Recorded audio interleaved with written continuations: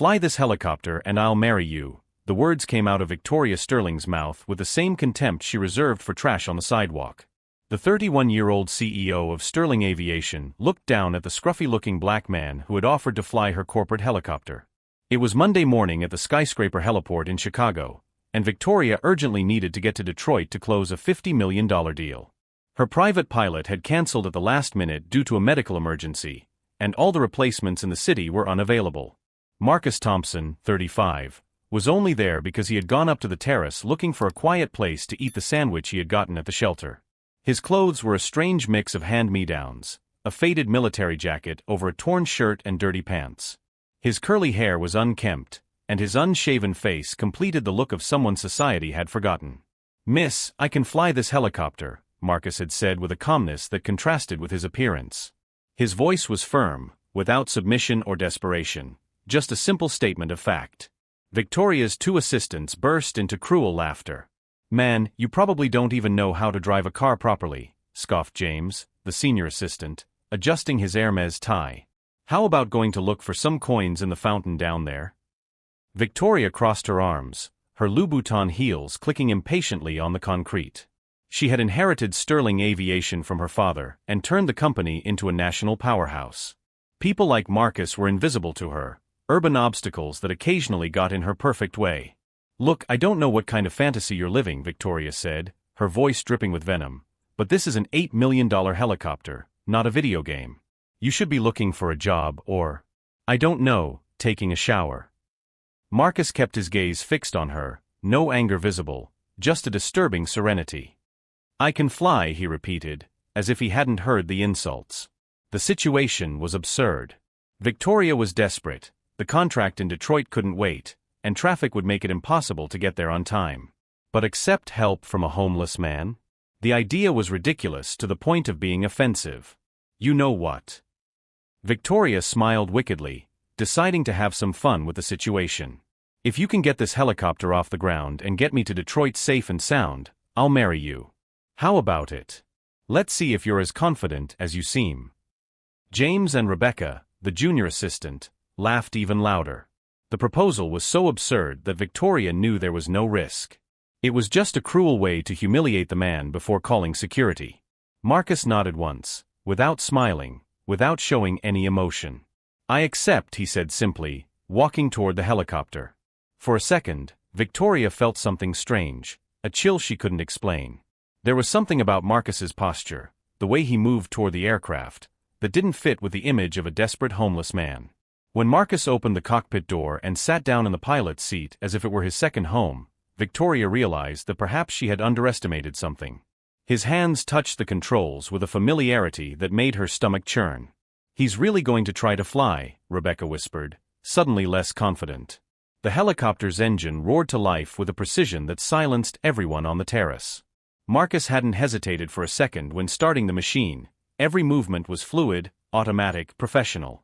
Victoria looked at the man she had mocked seconds before, now commanding an aircraft worth more than most houses. Something in his eyes, something she had missed amid her prejudice and arrogance, shone with an intensity that made her realize a disturbing truth. She had no idea who this man really was. If you're enjoying this twist in the story and want to find out who Marcus really is and how Victoria will react when she discovers the truth, don't forget to subscribe to the channel, because what's coming next will leave you speechless. The helicopter took off with a smoothness that left Victoria speechless. There was no hesitation, no technical error, no disaster that she secretly hoped for to confirm her prejudices. Marcus flew with the precision of someone who was born to do it. As they flew over Chicago toward Detroit, Victoria watched his every move through the reflection in the glass. His hands on the controls were steady, his eyes constantly scanned the instruments, and his posture was that of an absolute professional. It was impossible. Homeless people didn't know how to fly $8 million helicopters. "Where the hell did you learn to do this?" Victoria shouted over the noise of the engine, her voice laden with irritation and disbelief. Marcus kept his eyes fixed on the horizon. "Places a person like you would never need to know about," he replied without looking at her. The answer irritated her even more. How dare he be evasive with her? Victoria Sterling did not accept mysteries, especially from people she considered inferior. She picked up the phone and dialed James. "I want you to find out everything about this guy," Full name, background, where he lives, everything, she ordered, keeping her voice low but not low enough. And when I get back, I want the building's security reinforced. I don't want any more intruders on my terrace. Marcus heard every word, but his expression didn't change. At 35, he had faced situations much worse than the arrogance of a spoiled CEO. What Victoria didn't know was that he had spent the last 6 months watching her from afar. Marcus wasn't on that terrace by chance. He had studied Victoria's routine, knew about the contract with Detroit, knew her dependence on the helicopter to escape traffic. He had waited patiently for an opportunity like this. 3 years ago, Marcus had been Captain Marcus Thompson, chief pilot of the Chicago Emergency Medical Transport Unit. He flew rescue missions, transported critical patients, and saved lives every day. His reputation was impeccable, until the night it all fell apart. Victoria Sterling had been in that medical helicopter as a VIP patient after a car accident. She was conscious, only superficially injured, but insisted on being treated as a top priority. Meanwhile, an 8-year-old child from a poor community was waiting in line, rapidly losing blood after being hit by a car. Marcus had made the correct medical decision, to prioritize the dying child. Victoria exploded in rage, screaming about who she was, threatening lawsuits, demanding immediate treatment. When Marcus refused to change the medical priority order, she made a phone call. 2 weeks later, Marcus was fired on fabricated allegations of inappropriate conduct. Victoria had used her connections to destroy not only his job, but his entire reputation. No hospital would hire him. His pilot's license was suspended during an investigation that dragged on for months. His wife, Camila, couldn't take the financial pressure and the judgmental looks. She left him, taking their 6-year-old daughter, Sophia, with her. "I can't live married to a man who can't even hold down a job," were her last words before she moved to another state. Marcus lost everything: his career, his family, his home, his dignity. He spent 2 years living on the streets, a few months in shelters, working odd jobs when he could. But throughout that time, one thing kept his spirit alive: his thirst for justice. He had spent months planning, researching, preparing. Victoria thought he was invisible, just another social problem she could ignore. She had no idea she was sitting next to the man whose life she had destroyed out of pure caprice and arrogance. "We're almost there," Marcus announced, beginning his descent toward the heliport in Detroit. Victoria looked out the window and saw the corporation's building approaching. Her stomach tightened, not from fear of landing, but from the disturbing realization that Marcus was not what he seemed. The way he handled the controls, his professional calm, his absolute confidence. That wasn't something you could learn by watching YouTube. The landing was perfect. Smooth as silk, precise to the centimeter. Victoria stepped out of the helicopter with wobbly legs, not from the flight, but from the realization that she had completely underestimated the situation. "Miss Sterling," Marcus said, turning off the engine and looking directly at her for the first time during the flight. "A promise is a promise." Victoria felt a chill run down her spine. There was something in that look, not just confidence, but knowledge. As if he knew something she didn't. As if this whole encounter had been orchestrated. "You're crazy if you think I'm going to marry a..." "You," Victoria spat, trying to regain her commanding posture. "That was just a cruel joke. Don't people like you understand sarcasm?" Marcus smiled for the first time since they had met. It wasn't a friendly smile. It was the smile of someone who was 3 steps ahead in the game. "Oh, I understand sarcasm perfectly, Miss Sterling. Just as I understand verbal contracts, audio recordings, and the importance of witnesses," he said, taking a small digital recorder out of his jacket pocket. "James and Rebecca heard your proposal very clearly." Victoria's blood ran cold. "You wouldn't dare. A businesswoman like you surely understands the value of a committed word," Marcus continued, putting the recorder away. "Especially when there are so many people interested in knowing how the great Victoria Sterling treats her public promises." Victoria realized she had fallen into a trap, but she still couldn't fully understand what was happening. Who was this man? Why did he know exactly which buttons to push to leave her with no way out? What Victoria didn't know was that this wasn't just revenge. It was the first move in a meticulously crafted plan by someone she had completely forgotten she had destroyed. And if you think this story of justice is already intense, wait until you find out who Marcus really was and why he chose that exact moment to reappear in her life. Victoria arrived at the office in Detroit determined to find out who the hell Marcus Thompson was. As she closed the $1 million deal with apparent ease, her mind was swirling with questions that deeply irritated her. How had a homeless man flown better than some of her hired pilots? As soon as she signed the documents, she called James. "I want a full report on that guy in an hour. First name, last name, criminal history, everything. And call an emergency meeting for when I get back." On the other end of the line, James was sweating cold. "Miss Sterling, we've already tried to investigate, but it's strange. It's as if he didn't exist before 2021. We can't find any employment records, credit history, nothing. It's as if he appeared out of thin air." Victoria felt a chill run down her spine. People didn't just appear out of thin air, especially not people with elite military piloting skills. Keep looking. Scour every database, every file. This man is hiding something. Meanwhile, Marcus was on the terrace of the building in Chicago, not cleaning the helicopter as Victoria had assumed, but photographing every component in detail with a hidden professional camera. Every screw, every serial number, every maintenance mark. He wasn't there by chance. There was a very specific purpose behind every move. His phone vibrated. A text message, "Documents ready. Meeting at 8 p.m. at the usual place." Hey. Marcus smiled. After 3 years of meticulous planning, every piece was finally falling into place. Victoria Sterling had made the fatal mistake he had hoped for, completely underestimating him. The person identified as it was Ana Rodriguez, a former investigator for the Medical Ethics Commission who had been fired for trying to expose the corruption scheme that destroyed Marcus's career. She had spent the last 3 years gathering evidence, following the money, and documenting every move of the influence machine that Victoria ran. That night, Marcus arrived at the small cafe on the outskirts of town where Anna was waiting for him with a folder full of documents. "I got everything," she said, pushing the folder across the table. "The bank records, the transactions, the recorded phone calls. Everything you needed to prove that she orchestrated your dismissal through bribery and blackmail." Marcus opened the folder, and his eyes lit up. There were 3 years of meticulous investigation, proof of bank transfers from Sterling Aviation to members of the hospital committee, recordings of phone conversations where Victoria clearly instructed on how to fabricate evidence against him, and internal emails discussing how to eliminate the Thompson problem. "But that's just the beginning," Anna continued, pulling out a second envelope. "I discovered that you weren't the only victim. She did this to 7 other professionals in the last 5 years. Doctors, pilots, engineers, anyone who dared to contradict her or whom she saw as a threat." Marcus took a deep breath. For years, he had blamed himself for that fateful night at the hospital.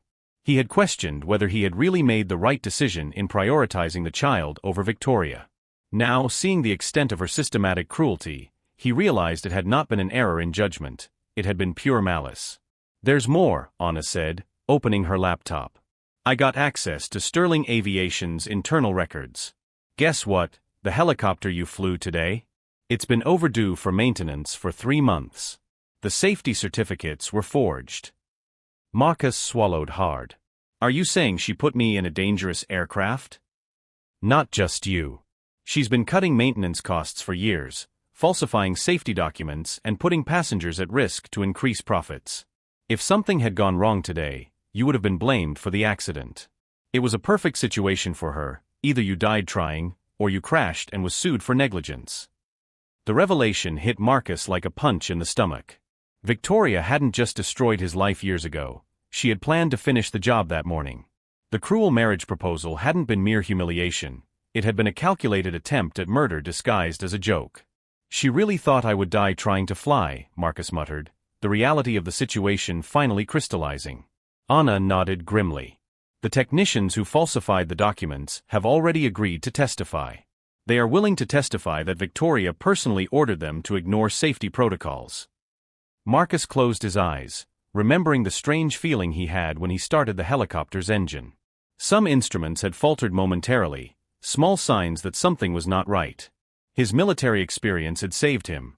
He had automatically compensated for the irregularities that would have caused a fatal accident for any less experienced pilot. "What's the next step?" Marcus asked, his voice laden with cold determination. Anna smiled for the first time in hours. "Tomorrow, Victoria will find out that that recording you made isn't just a joke. The federal prosecutor received an anonymous copy, along with all these documents. And the press? Well, let's just say that a highly respected investigative journalist is very interested in the story of how a CEO tried to kill a war hero to silence him. Marcus nodded slowly. And the wedding? Oh, about that, Anna laughed, picking up another document. I consulted 3 lawyers who specialize in contracts. A public proposal, accepted verbally, in the presence of witnesses and with a recording? Legally speaking, she really committed herself. And considering that you fulfilled your part of the agreement. Are you saying I can legally force her to comply? Better than that. I can sue for breach of contract and emotional distress. The amount of damages? Well, for a war hero publicly humiliated by a billionaire CEO, we're talking millions. Marcus leaned back in his chair, processing the irony of the situation. Victoria, in her supreme arrogance, had created the noose for her own hanging. The cruel joke about marriage had become a legal contract. The disguised attempt at murder had been documented. The years of corruption and forgery were about to come to light. But the sweetest part of all the revenge would not be the money or the public exposure. It would be the moment Victoria realized that the homeless man she had tried to kill was the same man whose life she had destroyed 3 years earlier, and that he had spent all this time meticulously preparing her downfall. One last thing, Marcus said, picking up his phone. She's going to try to investigate me. She's probably already trying. Anna smiled mischievously. Let her try. The records she'll find are exactly the ones we prepared. Marcus Thompson, the invisible homeless man with no past, no connections.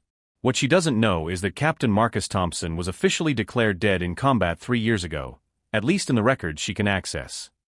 And when she finds out the truth, by the time she discovers that the ghost she tried to kill today is the same man she destroyed in the past, it will be too late. By then we'll be all over the news, in every courtroom, and she'll be trying to explain to the whole world why she tried to murder a war hero twice. Marcus carefully put the documents away. For the first time in 3 years, he felt that Camila and Sophia could be proud of him again.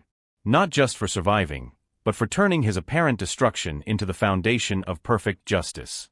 While Victoria slept peacefully in her luxurious penthouse, convinced that she had humiliated yet another loser, she had no idea that she had just awakened a ghost she herself had created. A ghost who had spent 3 years meticulously planning not only his revenge, but the complete destruction of everything she had built on lies and cruelty. Victoria woke up the next morning to 17 missed calls from James and a strange feeling in her stomach. Still in her bathrobe, she answered the phone irritably. James, what the hell? Miss Sterling, we need to talk now. James' voice was in a complete panic. There's an investigative reporter downstairs wanting a statement about attempted murder and forgery of security documents. And there's a CNN van parked in front of the building. Victoria felt her blood run cold. What the hell are you talking about? And there's more. The federal prosecutor just called. They want you at their office at 2 p.m. today to testify about a case of systematic corruption involving bribery of medical authorities. The phone slipped from Victoria's hands and fell to the floor. She rushed to the television and turned on the news channel. The first story to appear showed a photo of her next to Marcus, with a headline, CEO attempted to murder war hero who saved child instead of prioritizing her in medical emergency. The reporter continued, documents obtained exclusively by this station reveal a systematic pattern of corruption at Sterling Aviation, including falsification of safety certificates and attempted murder disguised as public humiliation against Captain Marcus Thompson, a decorated veteran who. Victoria turned off the TV, her hands shaking uncontrollably. Captain Marcus Thompson. The name echoed in her mind like a hammer. She vaguely remembered that episode at the hospital 3 years ago, an arrogant medical pilot who had dared to prioritize her over some random child. Her phone rang again. It was Rebecca, her junior assistant, crying. Miss Sterling, my family is calling me. I'm all over the news as an accomplice to attempted murder. My father is a pastor. This is destroying our reputation. Victoria hung up and immediately called her private lawyer. His secretary answered with a coldness she had never heard before. Mr. Richardson is in a meeting and has asked me to inform you that he can no longer represent you due to a conflict of interest. Conflict of interest. Victoria realized she was being abandoned by her own allies as the ship sank. She quickly got dressed and rushed to the office, finding a crowd of reporters at the entrance. She managed to get in through the back, but the office was in total chaos. Shares have plummeted 67% in the last 2 hours, reported the CFO, pale as a ghost. 3 major contracts have been cancelled, including the one in Detroit. And there's more. The board of directors has called an emergency meeting for 4 p.m. today. Victoria entered her office and found a folder on her desk. Inside were copies of all the documents Anna had collected, bank transfers, recordings of phone conversations, internal emails, all meticulously organized. A handwritten note read, "Compliments from Captain Marcus Thompson. P.S. A promise is a promise." She opened her laptop and saw that her inbox was flooded with resignation emails. Employees, partners, board members, all jumping ship. But the email that hit her hardest was from her own sister. "Victoria, I can no longer defend the indefensible. You need professional help." At 2 p.m., Victoria was sitting in a gray room in the federal building, surrounded by prosecutors who looked like sharks smelling blood. "Ms. Sterling, Mr. Marcus Thompson has provided us with substantial evidence that you orchestrated his dismissal through bribery and false accusations in 2021. Furthermore, there is evidence that you deliberately endangered his life yesterday by using an aircraft that was past its maintenance date." "That's ridiculous," Victoria stammered, but her voice sounded weak even to herself. The lead prosecutor placed a recording on the table. "This is the phone conversation you had with Dr. Wilson from the hospital committee in March 2021. He pressed play. Victoria's unmistakably arrogant voice filled the room. "Listen, Wilson, this pilot needs to disappear. He humiliated me publicly. I don't care how you do it, but I want him out of the medical system for good. Sterling Aviation makes substantial donations to this hospital." Victoria felt nausea rising in her throat. She had completely forgotten about that call. "And this," continued the prosecutor, "is the bank transfer of $85,000 from Sterling Aviation to an offshore account controlled by Dr. Wilson, 3 days after Captain Thompson's dismissal." At 4 p.m., Victoria faced the board of directors, including her own father, Roger Sterling, who looked at her with a mixture of disappointment and horror. "Victoria, by unanimous vote, you are being removed from all executive positions at Sterling Aviation, effective immediately." "Dad, you can't." "I can and I am," Roger said, his voice cutting like ice. "You have not only destroyed our family reputation, but turned our company into a criminal organization. The Sterling name took decades to build, and you destroyed it in one day." That night, Victoria sat alone in her apartment, watching her life unravel on television. The news showed Marcus being interviewed, impeccable in a military dress uniform, medals gleaming on his chest. "Captain Thompson," asked the reporter, "how do you feel knowing that Victoria Sterling tried to kill you yesterday?" Marcus replied with the same unsettling calm he had shown on the terrace. "Justice delayed is not justice denied. The truth always finds a way to reveal itself. My only concern now is to ensure that no other professional suffers what I suffered for simply doing their job with integrity." The camera focused on Marcus's medals as the reporter explained. Captain Thompson received the Medal of Valor for saving 6 soldiers under enemy fire in Afghanistan. He was unfairly dismissed for prioritizing a child in critical condition over a CEO who had suffered only superficial injuries. Victoria turned off the TV when her phone rang. It was an unknown number. "Hello, Victoria," Marcus's calm voice made her blood run cold. "I imagine you're watching the news." "What do you want?" she whispered. "I want you to understand something that people like you never learn," Marcus said, his voice laden with devastating calm. "When you destroy someone's life on a whim, you're not just attacking a person. You're attacking all the values that person represents. I represented medical integrity. You destroyed that out of wounded pride." Victoria swallowed hard. I didn't remember." "Of course you didn't remember," Marcus continued. "To you, I was invisible. Just like hundreds of other people you've trampled on over the years.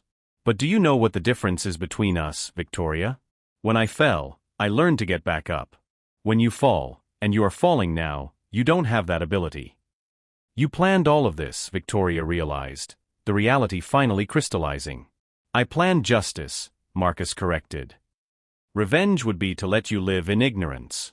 Justice is ensuring that you face the consequences of your actions and that others don't suffer what I suffered."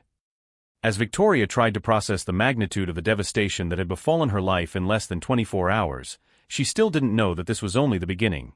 Because a man who spent 3 years meticulously planning the downfall of his tormentor doesn't stop at public exposure and imprisonment. He goes all the way, ensuring that the lesson is permanent and unforgettable. 6 months later, Marcus was on the same terrace where it all began, but now as CEO of Thompson Aviation Services, a company he founded with $1 million settlement Victoria was forced to pay. The Detroit contract was transferred to him, along with 3 other major clients who abandoned Sterling Aviation. Victoria? She was bankrupt, criminally prosecuted, and working as a receptionist at a veterinary clinic, the only job she could get after her criminal record for attempted murder and corruption. Her father publicly disowned her, and she lived in a 1-bedroom apartment, far from the spotlight she once loved. "Daddy, are you going on TV today?" asked Sophia, now 9, visiting Marcus at his office. She had returned to his life after Camila saw on the news who her ex-husband really was, a hero she had abandoned in his hour of need. "Yes, I am, princess. I'm going to tell them how I turned the worst thing that ever happened to me into the best opportunity of my life." Marcus looked out the office window. Justice had been served not only through the courts, but through success built on the rubble of others' cruelty. Victoria had tried to bury him twice, and twice he had risen stronger. True revenge was not to destroy her. It was proving that greatness does not depend on skin color, social status, or the size of one's bank account. It depends on character, resilience, and the ability to turn injustice into fuel for success. Today, when young black pilots visit his company, Marcus always repeats the same lesson. When someone tries to diminish you, remember that they are only revealing their own fear of your greatness. Use that energy to fly even higher. The best revenge against those who try to destroy you is not to retaliate, it's to achieve success they could never imagine. If this story of overcoming adversity has touched you, subscribe to the channel for more stories that prove that justice always finds a way to fly higher than prejudice.